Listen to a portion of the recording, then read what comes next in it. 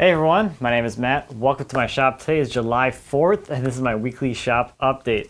So to start out, I wanted to say a big congratulations to my parents. Today is their 36th wedding anniversary, so big congratulations to them. Of course, if you're here in the US, happy Independence Day, and if you're a neighbor to my north or to my east, happy belated Canada Day. So the biggest things, well, I don't know, probably the biggest things going on this week is I got a lot of slabbing done. Had some beautiful weather, got some time outside, and I managed to get that big maple trunk thing that I had out there cut up, as well as most of that walnut cut up as well. So it's probably going to be a few weeks before those videos actually come out, or I have time to edit them and all that. So I thought today, give you a little bit of a preview and check out these sweet slabbing montages.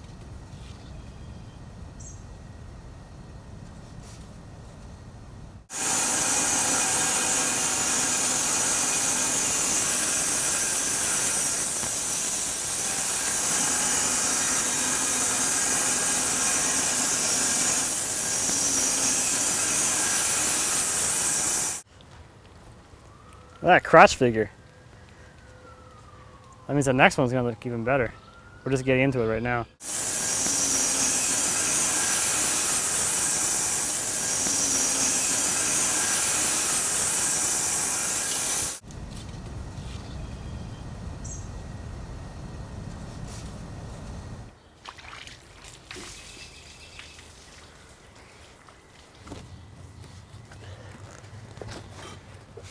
Don't get stuck.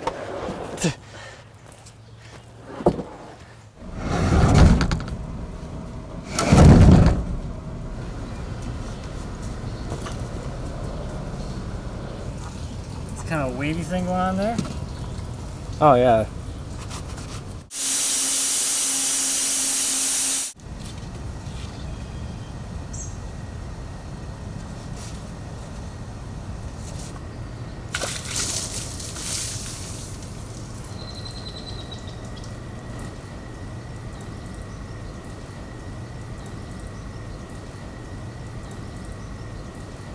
So here's that silver maple log that I picked up from that urban logging video, all slabbed up. I got 13 slabs out of this. The width down here at the maximum is about 4 feet, and then down here was exactly 5 feet, 60 inches down here. So again, a lot of nice figure and a lot of beauty, and a lot of great color in this log. So I was lucky yet again with another one of these great finds, that's for sure.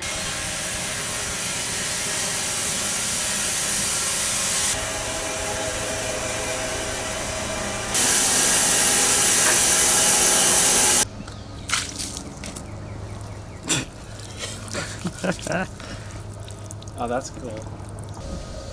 That's cool. Let's just see this.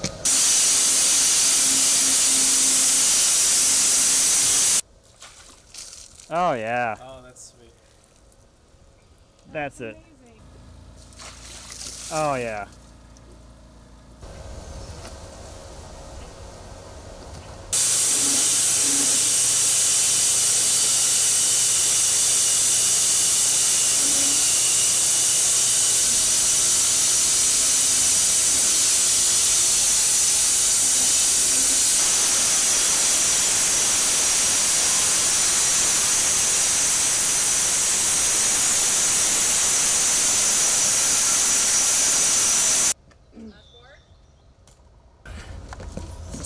Yeah, this is alright.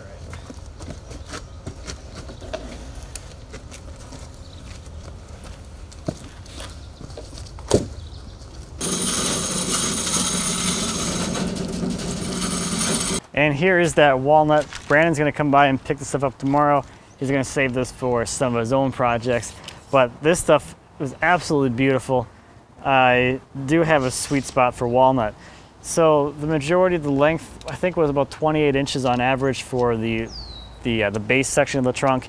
And then up here at the crotch, it was about 52 inches or 130-ish centimeters or so. So pretty big piece of crotch. Again, really beautiful stuff. And we have one log left to cut. I think it's gonna come by tomorrow and we're gonna cut that, but there's that double crotch section there on the trailer that still needs to be cut. So I think that's about all going on out here. let's head to the shop and take a look at some viewer projects. First this week are a set of bandsaw boxes by James, which he made for his wife and 2 daughters. They're made from hickory and walnut, and they're finished with a polyurethane and furniture wax. Next this week is pretty timely, an American flag by Josh. Josh made this out of sections of 2x4s. They're all cut at different lengths, so it gives it some depth. And what I really like about this is if you look at the end grain of the pieces, he did a nice little mirror image kind of thing, so it gives it a nice little pattern. So that's a nice little touch. So there's a video over on Josh's YouTube channel you can check out to see how he made this. Next this week is a toy box by Chris that he made for his son. The box is made from walnut and maple and is joined with hand-cut dovetails. The box is finished with a few coats of orange shellac and a few coats of armor seal. Lastly this week is a white oak dresser by James. So I'm not going to say a whole lot about this because this build is incredible. If you haven't seen James's channel before or his videos about making this dresser, definitely check those out. I'll have a link to the playlist that contains all the videos for this build in the description and up in the cards. Do yourself a favor, head over there and check out James's channel because James is awesome and we're buddies. So in the shop this week I've been working on my cabriole legs. So last week they were just roughly bandsawed out, and then the next thing I did was turn the pad on the bottom of the foot here. That's just some really simple basic stuff on the lathe. Starting with turning this thing into a cylinder and then turning the little pad on the bottom to get that down a little bit, and then just kind of transitioning things together as like a little bit of a curve.